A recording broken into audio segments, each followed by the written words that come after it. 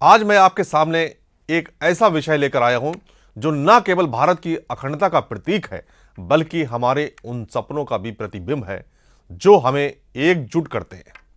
मैं बात कर रहा हूं पाकिस्तान अधिकृत जम्मू कश्मीर यानी पीओके की, जो न केवल एक विवादित क्षेत्र है बल्कि वो जगह है जहां हमारे भाई बहन सदियों से रह रहे हैं, जिनके दिल में भारत के प्रति गहरी चाहत और उम्मीदें हैं। इतिहास को समझना आवश्यक है। 1947 में भारत और पाकिस्तान के विभाजन के बाद जम्मू कश्मीर का मामला सबसे जटिल और संवेदनशील हो गया। उस समय के महाराजा हरि सिंह ने भारत के साथ विलय का फैसला किया, लेकिन पाकिस्तान ने कबायली हमलावरों को भेजकर इस क्षेत्र पर अवैध कब्जा कर लिया। इसके बाद भारत पाकिस्तान के बीच युद्ध हुआ और संयुक्त राष्ट्र की मध्यस्थता से नियंत्रण रेखा यानी एलओसी बनी। इस रेखा के दोनों ओर स्थित क्षेत्रीय नियंत्रण अलग अलग देश के हाथ में चले गए। भारत को जम्मू कश्मीर का लगभग 2/3 हिस्सा मिला, जबकि पाकिस्तान ने लगभग 1/3 हिस्सा, जो आज पीओके के नाम से जाना जाता है। पीओके की हकीकत कुछ और है, जो अक्सर नजरअंदाज कर दी जाती है। यहां के लोग, जिनकी संख्या लगभग 40 लाख है, वे वर्षों यानी सालों से पाकिस्तान के कठोर शासन और आर्थिक तंगी के बीच जूझ रहे हैं। पाकिस्तान ने पीओके को आजाद कश्मीर का तमगा दिया, लेकिन वहां की बुनियादी सुविधाएं जैसे बिजली, साफ पानी, शिक्षा और स्वास्थ्य सेवाएं बेहद सीमित हैं। पाकिस्तान के नियंत्रण में रहकर वहां की जनता को न केवल राजनीतिक स्वतंत्रता नहीं मिली, बल्कि वे अनेक चुनौतियों और अत्याचारों का सामना कर रहे हैं। 2019 में भारत ने आर्टिकल 370 को हटाकर जम्मू कश्मीर को पूर्ण राज्य का दर्जा दिया, जिसने विकास की नई राह खोली। भारत में निवेश बढ़ा, पर्यटन में भारी उछाल आया और आर्थिक ग्रोथ रिकॉर्ड स्तर पर पहुंची। इसके विपरीत पाकिस्तान की अर्थव्यवस्था लड़खड़ा रही है और पीओके की जनता को मूलभूत विकास के अवसर नहीं मिल रहे। बेरोजगारी और गरीबी ने वहां के हालात और खराब कर दिए हैं। रक्षा मंत्री राजनाथ सिंह ने हाल ही में मोरक्को में भारतीय डायस्पोरा को संबोधित करते हुए एक बहुत ही महत्वपूर्ण और साहसिक बयान दिया। पीओके एक दिन खुद घोषणा करेगा कि मैं भारत हूं और अपनी इच्छा से भारत में शामिल हो जाएगा।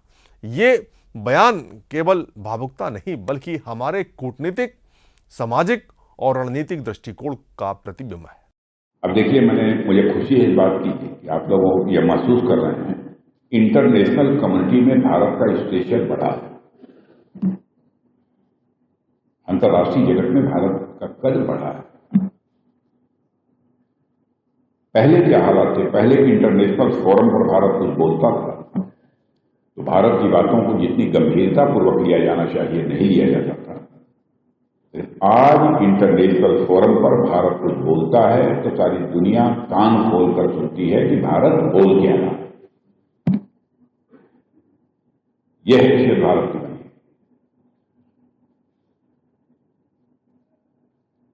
पहले ऐसे हालात नहीं थे और कितने सब चैलेंजेस हैं, जियो पॉलिटिकल और ग्लोबल चैलेंजेस, इन सब के बावजूद भारत आज one of the fastest growing major economy. POK के लोग अब पाकिस्तान के अत्याचारों से तंग आ चुके हैं। 2023-24 में वहां बड़े विरोध प्रदर्शन हुए, जहां लोगों ने खुलकर पाकिस्तानी सेना के खिलाफ आवाज उठाई। कई सर्वे बताते हैं कि लगभग 70% पीओके निवासी भारत से सांस्कृतिक और सामाजिक रूप से जुड़े हुए हैं। वे भारत के विकास मॉडल को देखते हुए प्रभावित हैं, चाहे वो डिजिटल पेमेंट सिस्टम यानी यूपीआई हो, आयुष्मान भारत जैसी स्वास्थ्य योजनाएं हो या रोजगार के अवसर। इन सभी कारणों से वहां की जनता भारत की ओर आकर्षित हो रही है। भारत की रणनीति भी स्पष्ट है, डिप्लोमेसी के साथ मजबूती। भारत ने एलओसी पर सीजफायर बढ़ाया, व्यापारिक मार्ग खोले और कश्मीर में शांति स्थापित की, जिससे पत्थरबाजी जैसे हिंसक घटनाओं में 90% की कमी आई।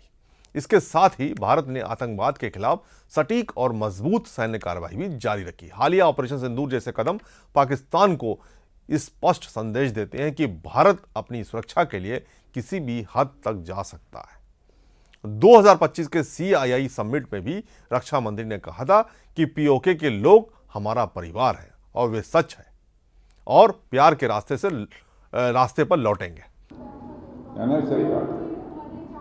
नहीं अब मार रहे हैं हम लोग। देखो मैंने भारत की विशेषता आप देखो, आप उन सबों ने आकर आतंकवादियों ने हमारे देशवासियों को धर्म पूछ कर मारा, लेकिन हम लोगों ने धर्म पूछकर अथवा किसी का धर्म देखकर नहीं मारा, बल्कि उनके कर्म को देखकर मारा है।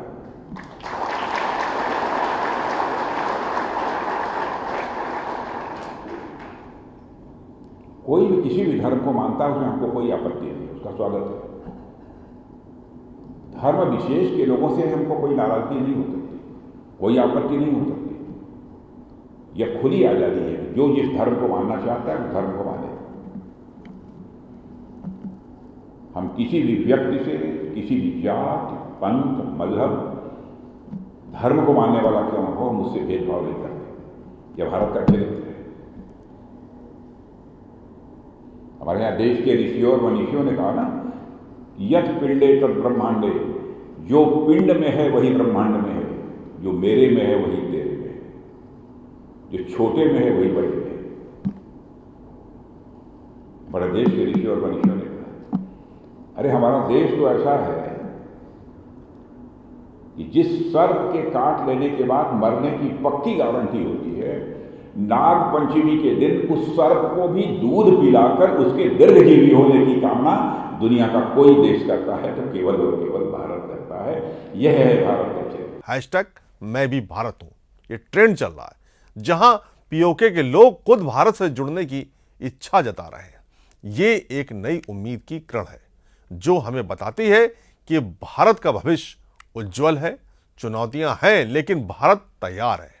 पाकिस्तानी सेना की दमनकारी नीतियां, आर्थिक संकट और चीनी सीमा पर तनाव जैसी समस्याएं हैं, लेकिन हमारी सेना पूरी तरह से सतर्क और मजबूत है। भारत की नीति साफ है, शांति के लिए डिप्लोमेसी और सुरक्षा के लिए ताकत। रक्षा सहयोग के लिए मोरक्को में हुए MOU इस बात का प्रमाण है कि भारत एक मजबूत वैश्विक खिलाड़ी बन चुका है। बताते हैं कि भविष्य की उम्मीदें इससे क्या है। एक्सपर्ट का मानना है कि आने वाले 5 से 10 वर्षों में पीओके में भी रेफरेंडम की मांग उभर सकती है। भारत ने संयुक्त राष्ट्र में भी अपनी स्थिति स्पष्ट कर दी है कि कश्मीर उसका अभिन्न हिस्सा है। भारत की मंशा है कि एकीकरण शांतिपूर्ण और लोकतांत्रिक तरीके से हो। अंत में मैं यही कहना चाहता हूं कि भारत की ताकत बंदूक में नहीं बल्कि दिलों में है।